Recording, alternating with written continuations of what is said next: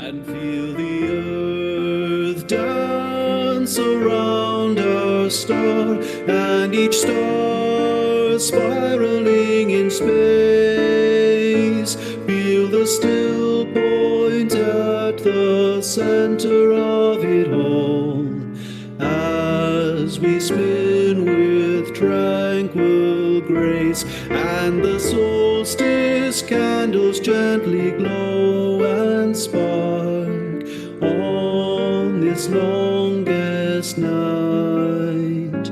We wait in stillness in the dark, yet we're turning toward the light.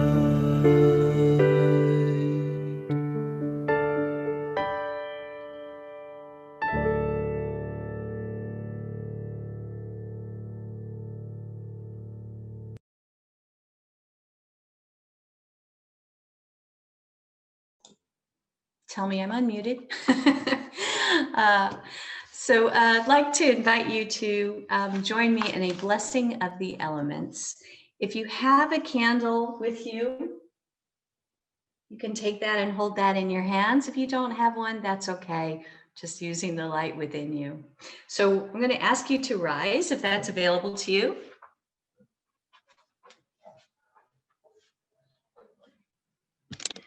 Change my, there we go.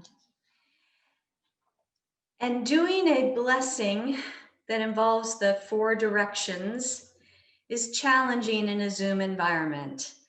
You may remember back from the beginning of our church year when we did our water communion and we had a blessing of the 4 directions at that point. Normally when we're together, we'll all be turning the same way, but because for each of us in our homes, north, south, east, and west are different places, you'll notice that we may all look sort of chaotic as we all move in different directions. But what matters is where we are in our own space when we're together. So we're going to start by turning east. And for me, that happens to be facing you all. From the 4 directions, we gather together, if only in this virtual environment, together in our reverence of nature and the cycles of life and the turning of the wheel. We celebrate to the east the spirit of air. We imagine feeling the fresh and cold air on our skin. Maybe if we're outside, we actually do feel that. We imagine feeling the chill breeze flowing through our hair, and we ask, what can the breeze carry away that is no longer needed? And turning to the south, we celebrate the spirit of fire. In the crackling of logs and the faint smell of smoke, we think of the winter bonfire, the fireplace, or the fire of the kitchen stove around which we tell our stories. And we think of the fire that lights our spirit. We ask, what is the spark that sets our hearts aflame? Turning west, I'll have to look back at you because that's my back. We celebrate the spirit of water. We think of the countless times in the last several months we have washed our hands. We hear the sound of water falling into a basin, feel it running over our hands as it washes away those things that would hurt us. We ask, of what do we need to cleanse ourselves? And how do we need to be healed? Turning to the north, we celebrate the spirit of earth. We feel the nourishing ground beneath our feet, holding us always in love and strength. We remember the winter foods from the harvest time that nourish our bodies, and we ask, how will we plant hope this year? And returning to the way that we started. And so the circle is completed and blessed. with sacred space surrounding us, with sacred space within us, we celebrate this time together. We give thanks for nature that sustains us and feeds us.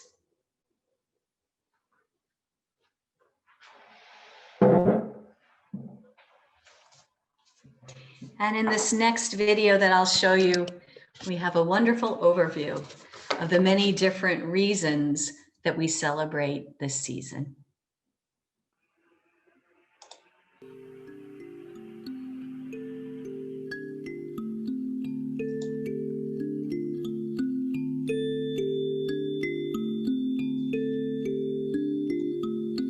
Reasons for the season.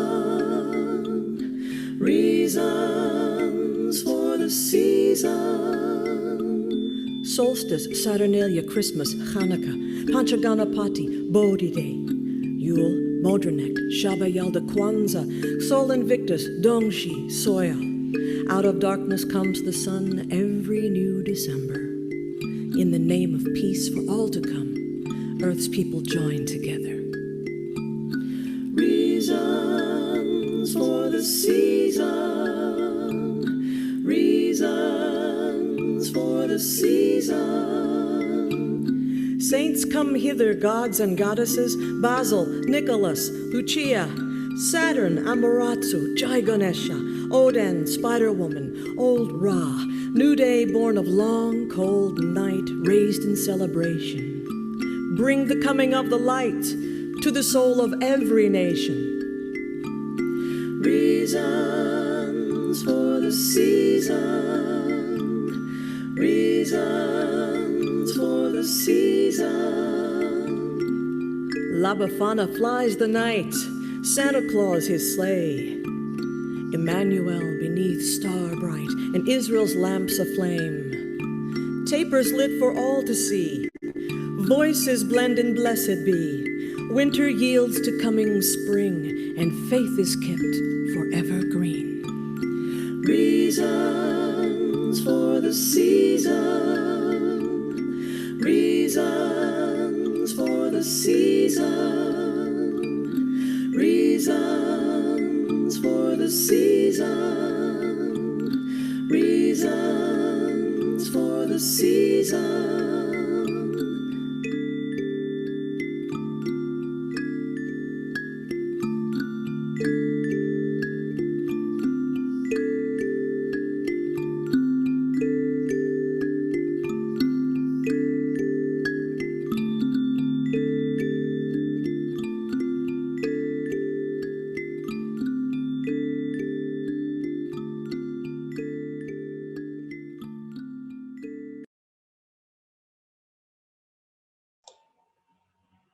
And I'd like to share with you a story, a beloved story by an author who is unknown, and yet it's told very often. This is the story of the Yule fairies. I have some pictures to show you while I'm telling this to you. This is the story of the Yule fairies. A group of little fairies huddled in their home deep under the roots of a giant oak tree. They were safe and snug in their tiny underground cave, lined with dandelion fluff, bird feathers, and dried moss. Outside, the wind blew cold and the snow fell softly down to cover the ground. I saw the Sun King today, the fairy named Rose said as she pulled her mossy cloak tighter around her. He looked so old and tired as he walked off through the forest. What is wrong with him? The great oak says he's dying, answered Daffodil. Dying? Oh, what will we do now? Little Meadowgrass started to cry. If the Sun King dies, our plant friends will not grow. The birds will not come and sing again. Everything will be winter forever. Lilac, Dandelion, and Elder Blossom tried to comfort their friend, but they were all very sad. As they huddled together, there was a knock on the tiny door. "Open up, fairies," called out a loud voice. "Why are you hiding instead of joining us in our solstice celebration?"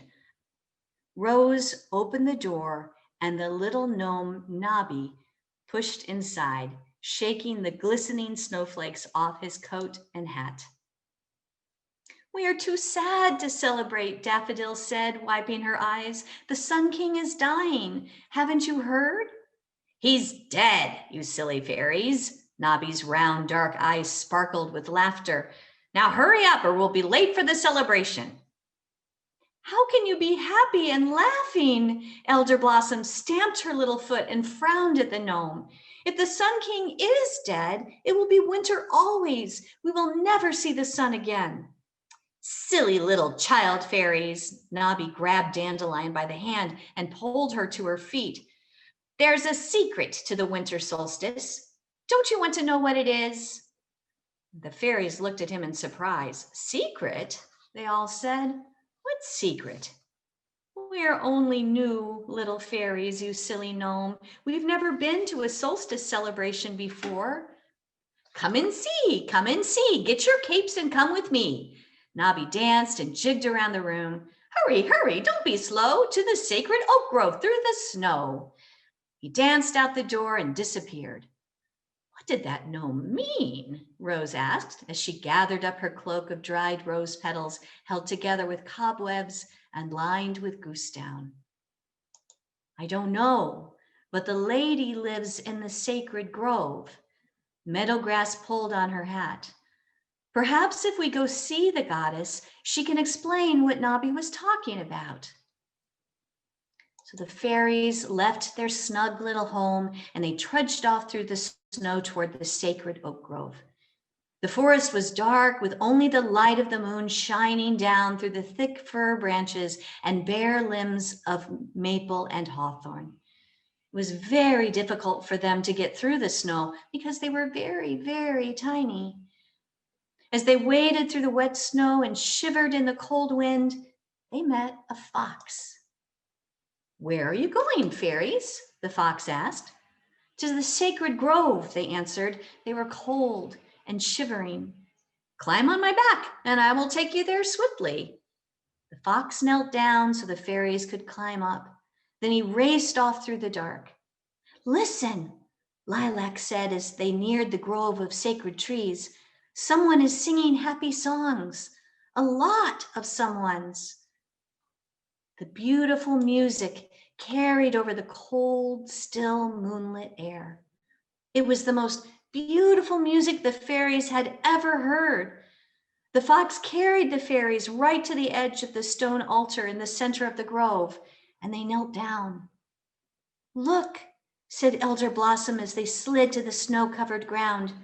"There is the maiden and the mother and the old wise crone and many other little people. They're all smiling and happy," said Lilac as she looked around at all the people and all the creatures. "All the animals are here too," whispered Dandelion. "Why are they all looking at the mother?" The fairies moved closer to the three ladies seated on the altar stone. The mother held a bundle close in her arms, smiling down at it. The maiden reached down and took the fairies gently in her hands. She held them close to the mother so they could see what she held. "A baby," the fairies cried. "A new little baby. Look how he glows." "He is the newborn Sun King," said the maiden, smiling. "But Nobby and the old oak tree said the Sun King was dead," the fairies answered her. "How can this little baby be the Sun King?" "That is the great secret of the winter solstice." The old wise one touched the baby's cheek with her wrinkled hand. "Every year, the Sun King must come to the sacred grove during the darkest days of winter, where he dies. I take his spirit to the mother who gives him new life again. This is the way for all creatures, not just the Sun King." "You mean everything lives and dies and lives again? The fairies look down and wonder at the baby Sun King nestled in the arms of the mother. Yes, little ones, answered the old wise crone. There is never an end to life. This is the great mystical secret of the winter solstice. And the fairies laughed because they were so happy. Well, I hope that you saw on the Facebook page or in the newsletter that we'd be doing a couple of small rituals during this service. And one of them is a celebration of the newborns. In the same way that the mother, the maiden, and the old wise crone and the fairies celebrated the birth of the new baby Sun King. At this time of year, it feels appropriate to celebrate all of the newborns. That means all of the babies, but also the metaphorical newborns, the things we've discovered this year, the pieces of art that we created, the things that we sewed or we knitted or we crocheted, the gardens that we grew, the things that we learned, the things we realized about ourselves. So if you brought some of those things and you have them with you, I invite you to arrange them around you. They might be photographs.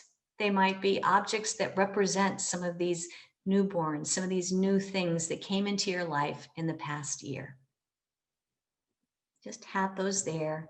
And you might take a moment, if they're close by, to bring them closer to you. But before we celebrate and bless the newborns, I'd like to remember those we lost the past year. So if you have a candle near you, you can take it up again. And holding it in your hands, maybe just look into the flame. And take a moment to remember all that was lost in the past year. It may be people that you loved. It may be traditions. It may be hopes. And it might be some things that you're not going to miss one bit. Bad habits, distractions, people that you didn't need to have in your life, or activities you didn't need to have in your life.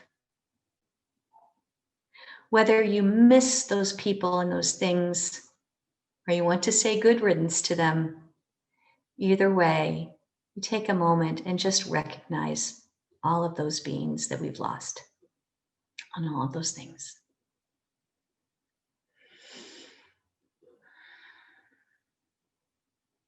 And remembering that life never ends, it simply takes new forms. And remembering that energy isn't lost, although sometimes it changes its nature. Before we blow out this candle that represents the losses of the past year, you may want to take another candle if you have one available. And you can either dip the one into the other, or you can light the one and use it to light a new candle. Just as energy flows from one form into another, just as inspiration and love move from one person to another, never being lost. And now that we've transferred this flame, this energy, it's time to blow out the old candle, honoring those things and those people that we will miss dearly, and saying goodbye and good riddance to those things that no longer serve us.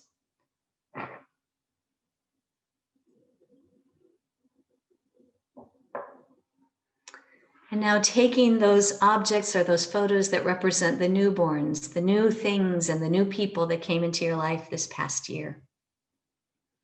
We have a few too many people to open up and just share those out loud.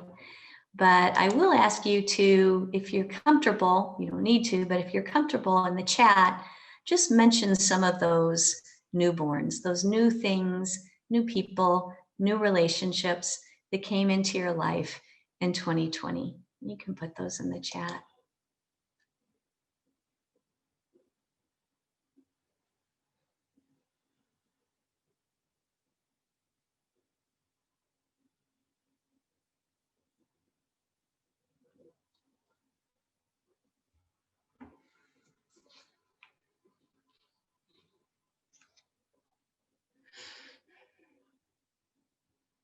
And I can kick us off too. I have behind me some of the things that are my newborns for this past year.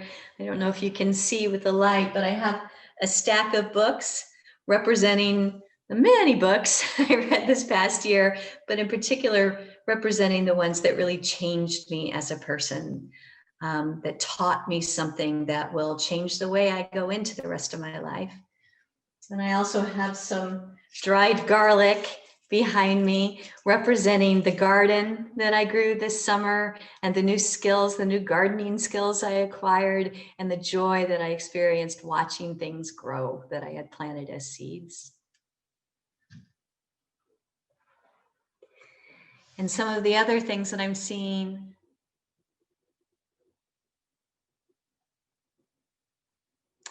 are the people who participated in beloved conversations. Me too. What a wonderful experience. Renewed friendships, barn cats, Mango the cat. I know who that is.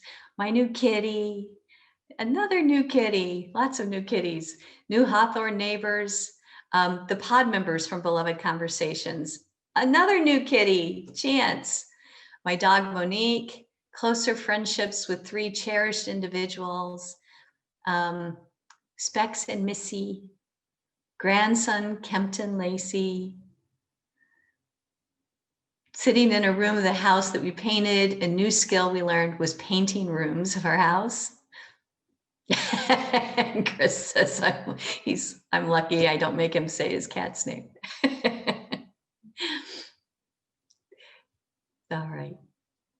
So for all these newborns, all these new wonderful things that came into our life this past year, and all of the birds, we can take those objects or those photographs and just take that candle if you have it. And if you don't have a candle available, you can just create your own heat by rubbing your hands together very closely, create your own sort of imaginary fire within your hands.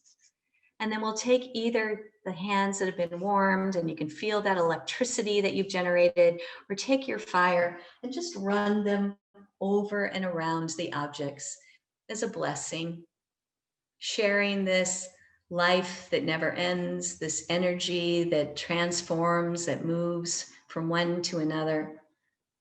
Just blessing, being grateful.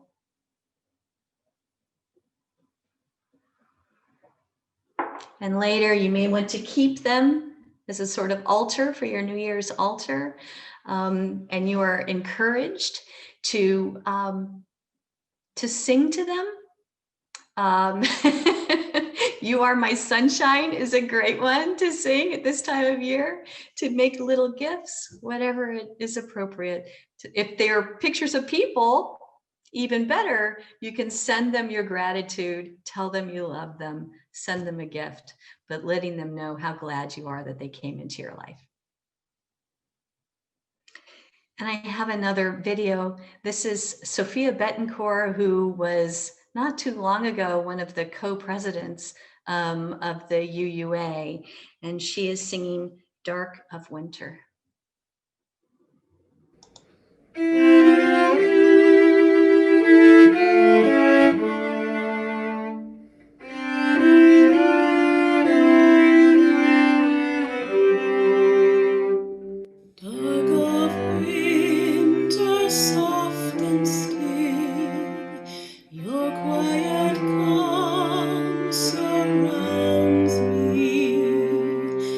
Let my thoughts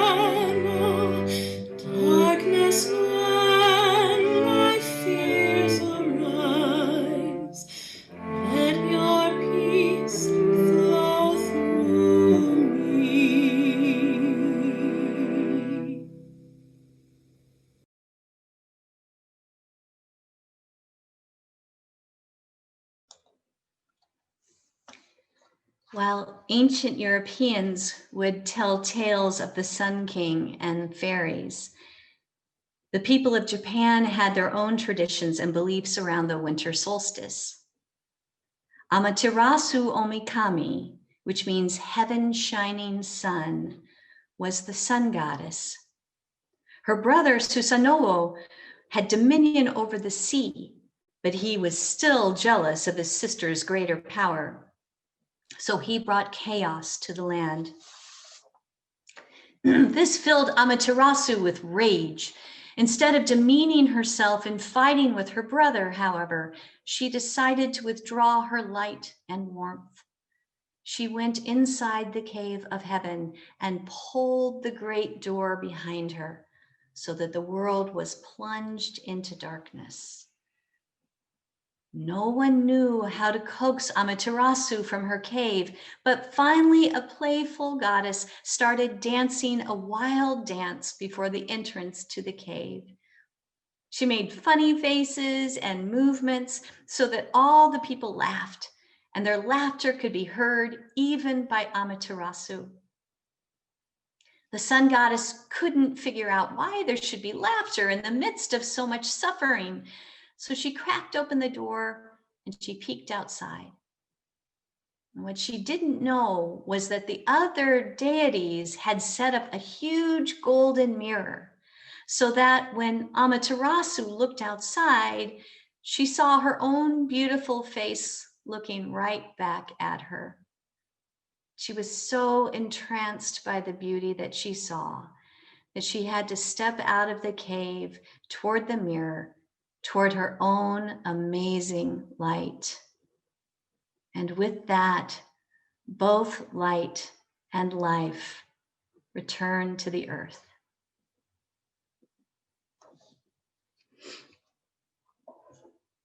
Now, you may have been able to find a small mirror somewhere in your house. All I could find was a compact that is not in good shape.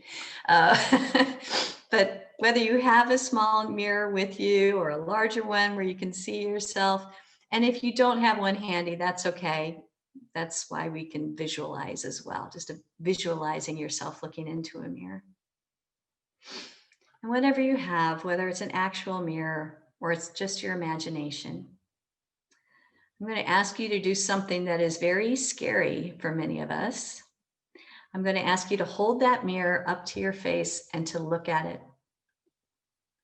To really, really look at yourself. Yeah, if you have your smartphone with you, you can also use the camera to look at yourself.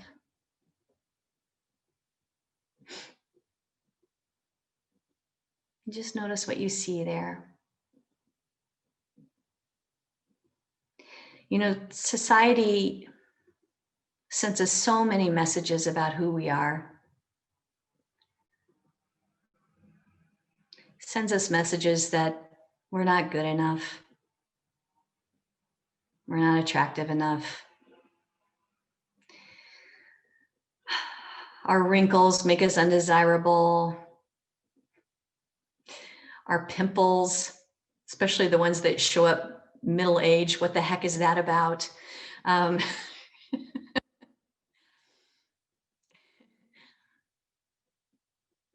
So many messages telling us that we don't deserve to be seen, that we don't shine. And so sometimes it's easy to go into a cave. It might be a cave of sadness. It might be a cave of feeling insufficient. It might be a cave of giving up, being isolated, trying to be less vulnerable, protecting our feelings so we don't get hurt.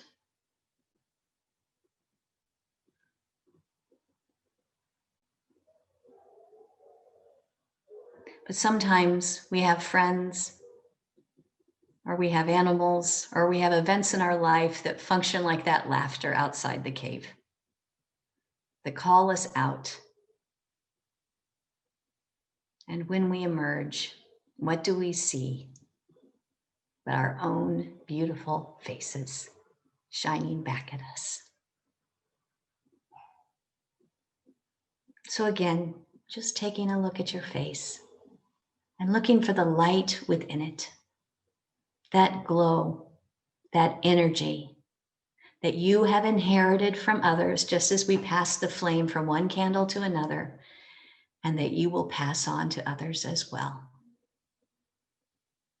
And so I invite you to make this promise to yourself that you will not take that light and hide it in a cave. Or like that beloved song, "This little light of mine, I'm not going to hide it under a bushel."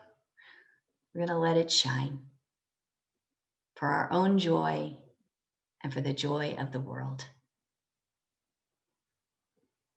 May it be so.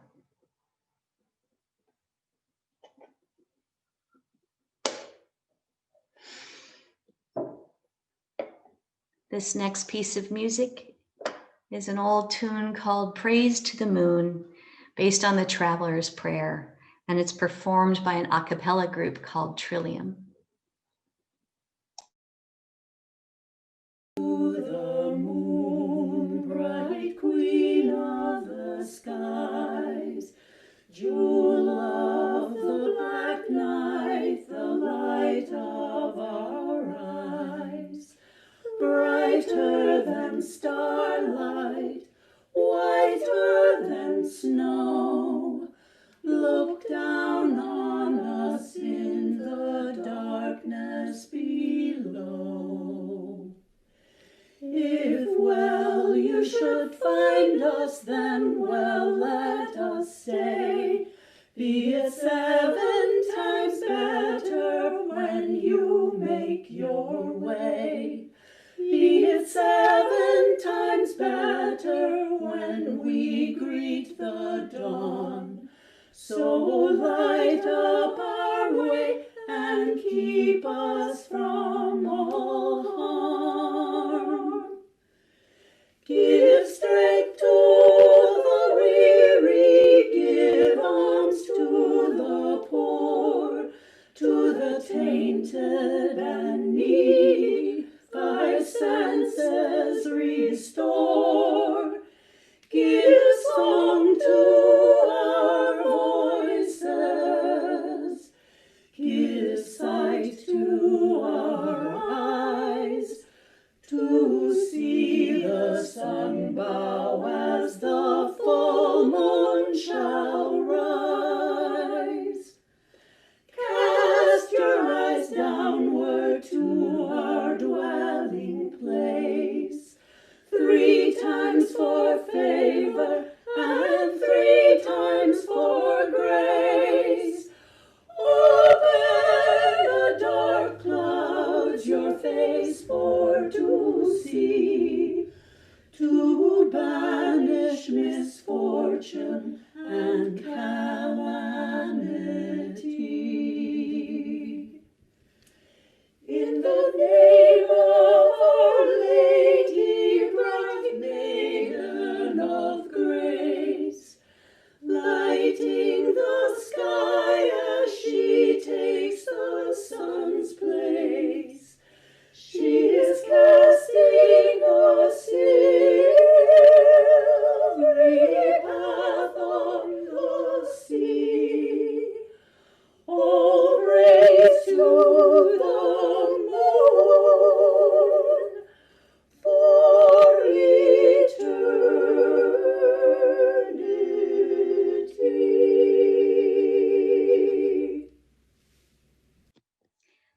For those of you who are at the service on Sunday, you heard me mention that in many parts of the world at the winter solstice, it would be traditional for people to put out the hearth fire in their home, the very one that they had been desperately trying to keep going for the whole year so that they wouldn't lose their ability to cook and stay warm. They put it out on this darkest, sometimes coldest night of the year so that they could go to a central bonfire that had been lit in the middle of the village, and each person could take a burning ember, a piece of coal that had been kindled together in community, and bring it back to their homes to start their fire again. So we're going to try to recreate that communal bonfire. We can't sit outside in our courtyard as we have the last few years and light the Yule log and warm our hands over it, but we'll try to create our own bonfire here. If you have your candles, just ask you to extend them out toward the screen.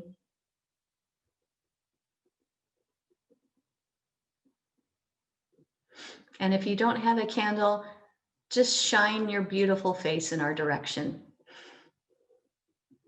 That is light as well.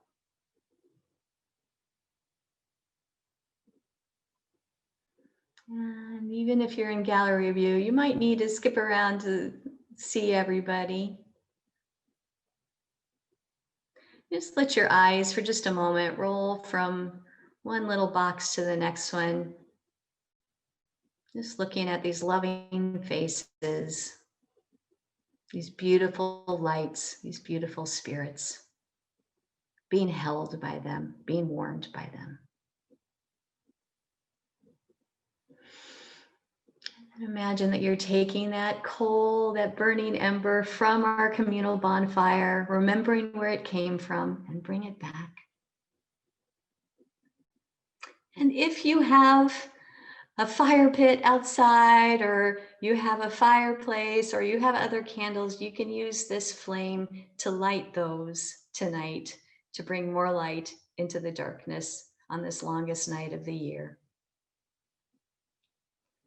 And instead of me giving you a blessing, I invite you now in the chat again to write your blessing for the people who are gathered here this evening. What is your blessing for this community?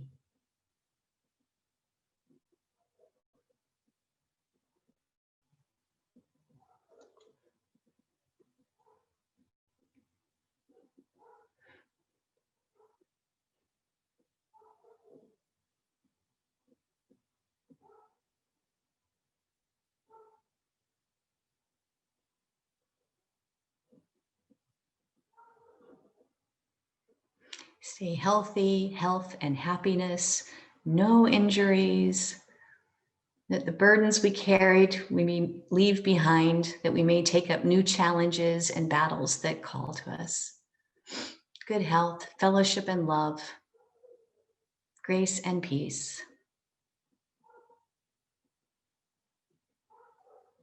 Good health, amazing conjunction of two huge planets represent our togetherness and our growth for 2021. Warm feelings in a chilly wind, serenity, joy. Blessings of the heart, blessings of the mind, of the season for all this blessed community, love and friendship.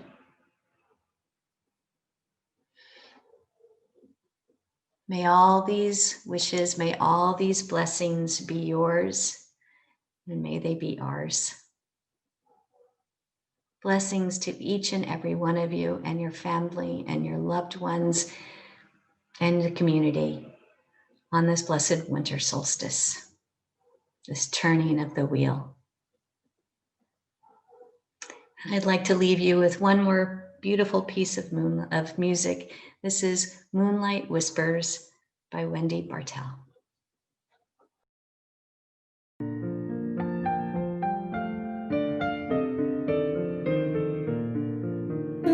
Harvest is over, the cold settles in. The nights are getting longer, the chilly winter wind. And I whisper in the moonlight, when will sun return? And I whisper in the moonlight, when will sun return? The animals hibernate, snow may begin. The evergreens listen, nearing solstice again. And I whisper in the moonlight, when will sun return?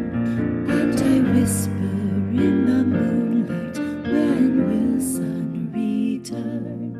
I sit here and reflect on the year that has passed. My family and friendships, time goes by so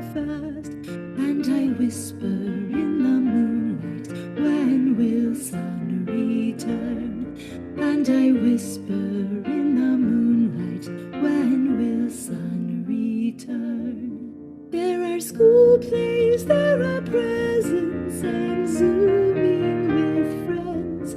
There's church and time to ponder.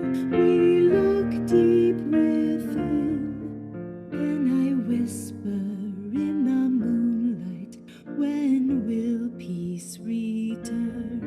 Then I whisper in the moonlight, when will light return?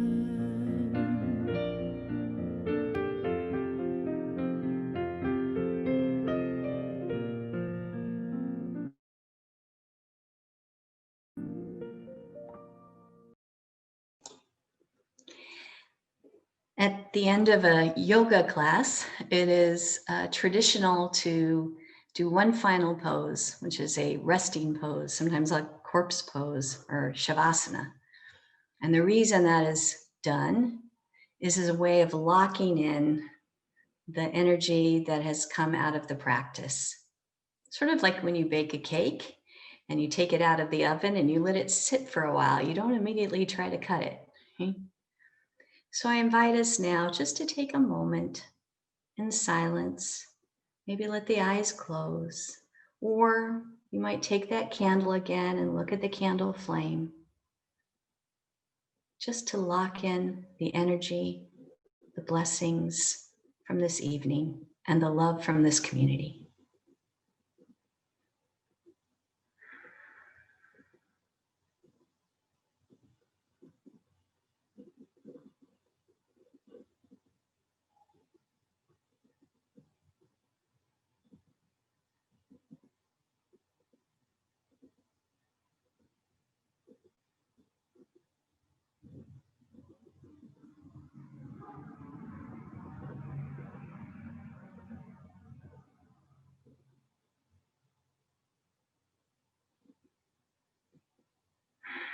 May it be so. I wish for each and every one of you peace, hope, joy, and love, love, love. I am so grateful for this community, for all of you. Be well. We'll see you soon.